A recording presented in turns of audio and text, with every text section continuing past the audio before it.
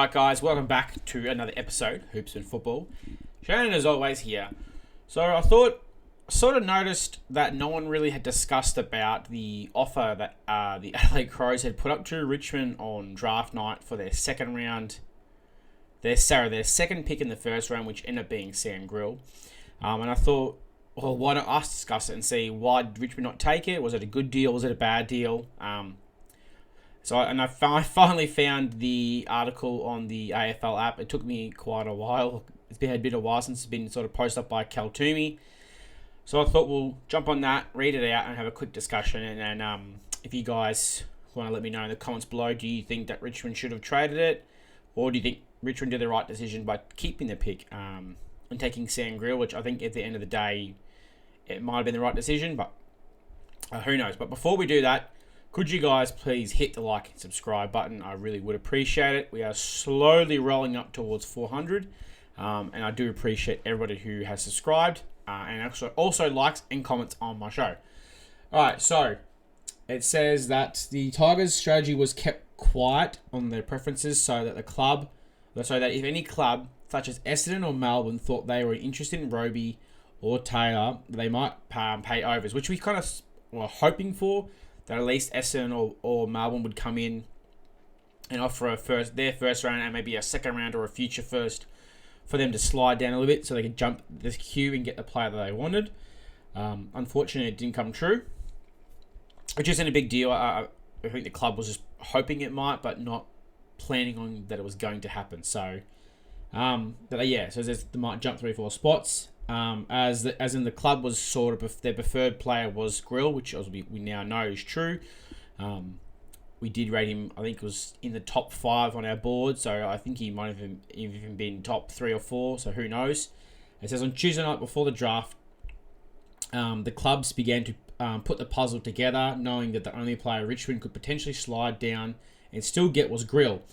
But neither Melbourne or Essendon put forward a trade offer for Richmond's pick, which I think they had predicted that most clubs went, well, if they're that keen on Grill, they'll just take him anyway, and then someone's going to slide to us. So, in fact, on the night, the only trade that came in on the table for a bid was Adelaide on the night, with the Crows offering their first round pick in this year and next year for Richmond's second pick.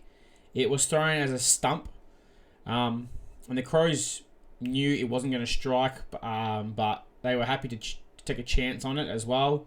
It wouldn't dent their trade, which is fair enough. Okay, it wouldn't make a big deal. They thought there was more of us. I think the Crows were more swinging for the fence to see if Richmond would bite at it. So that shows you what it was. So the Crows offered up this year's first round pick, which I think at the time was like 17.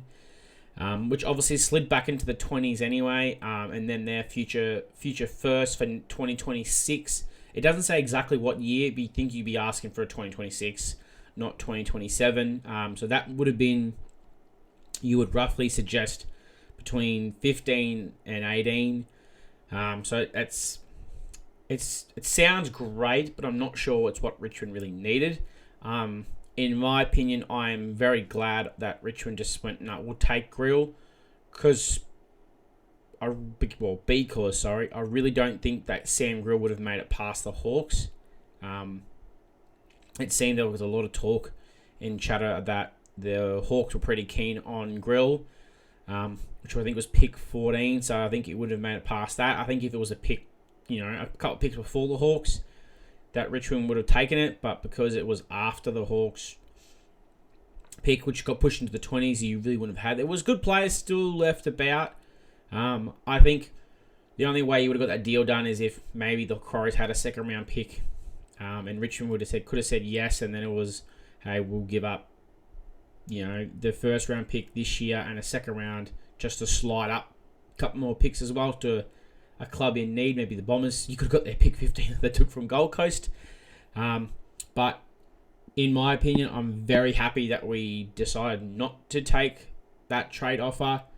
And at the same time, I understand they took the phone call, but it just wasn't what the club really needed. It needed to be a bit more. I think maybe if they had swung a second round pick or a future second, it would have been very hard to turn away from. So it was surprising. It's the only thing I'm surprised it was the only trade offer given up for that pick as well. So it could have jumped ahead. Surprising there wasn't any other clubs wanting to jump right ahead and who were thinking their finals so they can give up a couple of first round picks and it's not a big deal. So, alright guys, that's it for this episode. I have tried to keep it short and sharp just because there's not a large amount of information. Sort of giving off what was written by Kaltumi on the AFL app and then giving off a bit of my own spin of what I think. Let me guys know what you think, if you agree that we didn't trade for the future first and the current first from Crows, or do you think we should have maybe gone with a bit more haggling and tried to get a bit more from the Crows as well? Put in the comments below, and I'll reply, and we can have a little conversation about that on the comment section, and see if we can sort of maybe work out a deal that would have been great for us to take. Hit the like and subscribe button as always. Stay safe and go Tigers.